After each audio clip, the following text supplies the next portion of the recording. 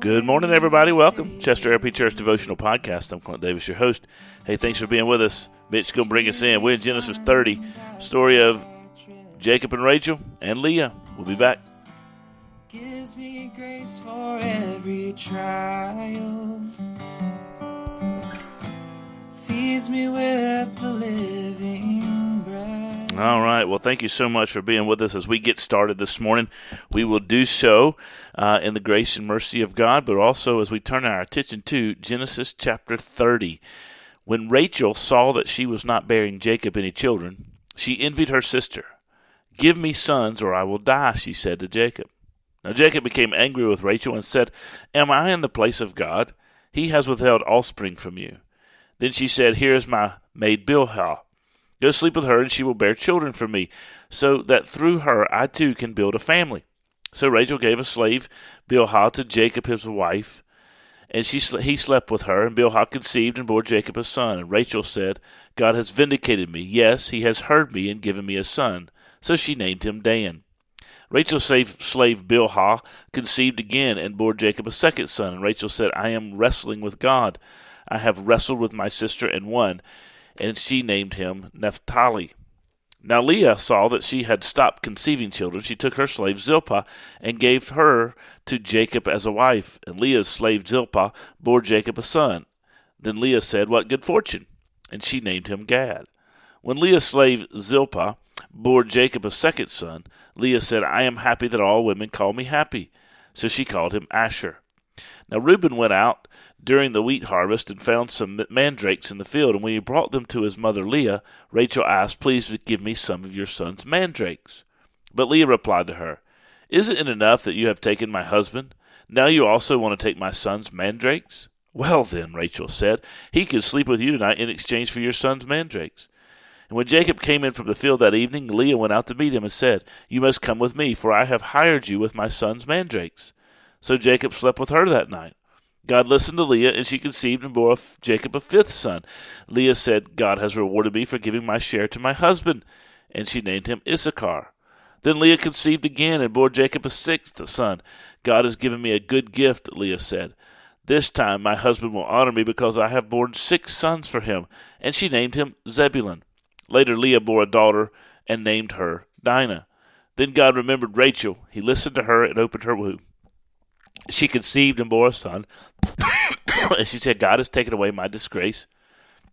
She named him Joseph and said, "May the Lord add another son to me." Now I'm going to tell you, Jacob's in a bad spot right here. He's got 2 wives, Leah and Rachel, they're sisters. They're angry with each other. They're in competition with one another. Leah knows that Jacob loves Rachel more than he loves her. Leah knows that she was put in a position by her husband to be married to a man who didn't want to marry her, but she was forced to marry that man, or he was forced to marry her by her father Laban. They have a bitter rivalry, a sibling rivalry that's going on and on and on and on and on throughout the entirety of their lives. And so now poor Jacob finds himself in a situation, and he obviously is probably at fault. I'm not saying he's not at fault in any way, shape, or form, but you can imagine this situation. This sibling rivalry taking place. Jacob has got fault in the mess as well. And so this is a dysfunctional home from the word go. Well, Leah starts bearing children. Rachel can't bear any children. That upsets Rachel. So then Rachel gives her servant Bilhah to Jacob to bear children, and she bears children. And so Rachel takes those children as her own. Well, then Leah can't bear any children, so she gives her maidservant Zilpah to Jacob to bear children, and she starts bearing children, and Leah takes those children on. And so now they're fighting back and forth. Jacob is going back and forth between wives and slave girls, and these children are being born into the world, and these happy occasions of the childbirth is actually being somewhat clouded by the fact that these 2 women are fighting amongst themselves, and they've got all these issues, and there's all kind of rivalry going on. Jacob's in a bad spot. There's 2 things I want to mention. Number 1, taking matters into our own hands, which was the normal practice of the day, never really works out. So the practice of the day was if the wife couldn't conceive, she would give a slave girl, and then the slave girl would, quote, be a surrogate mother, and then the wife would receive the new baby and take the baby into the family. And as a result of that, there was tremendous issues there. Right, as a result of that, there were tremendous rivalries. As a result of that, there was tremendous dysfunction. And so in those days when they would do that, everybody's living together, and of course everybody has got issues. There's no agreement, etc. beforehand.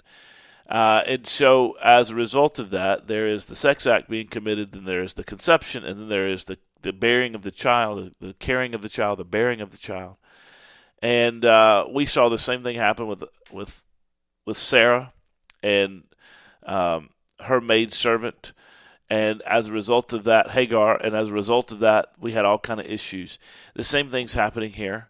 And so these women are trying to take matters into their own hands. Jacob is complicit in this just as Abraham was, and this was a practice of the day, but it never works out well to try to take things and take matters into our own hands.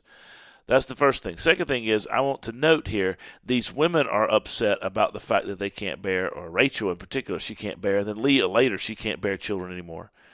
Because an identity for that woman in that society, that culture, was tied up in her ability to bear children, especially a son for her husband. But I want to take a moment to say, I think, first of all, that's natural. I think God gives us a desire to reproduce. That's the command on Adam and Eve. Be fruitful and multiply. And I think as a whole, the majority of people, men and women, want to multiply. And there's pressure, especially on women, to do that. So certainly that's a reality.